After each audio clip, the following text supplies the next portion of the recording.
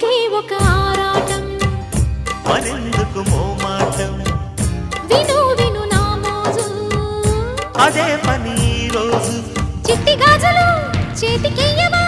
జాజి పూల పక్క మీద జారకుండా వేస్తాను భామా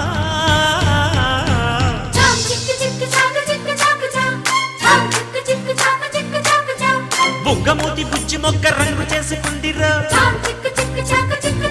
దాన్ని కొంగు చాటు చేసుకొని కొరక బుద్ధి అందిరా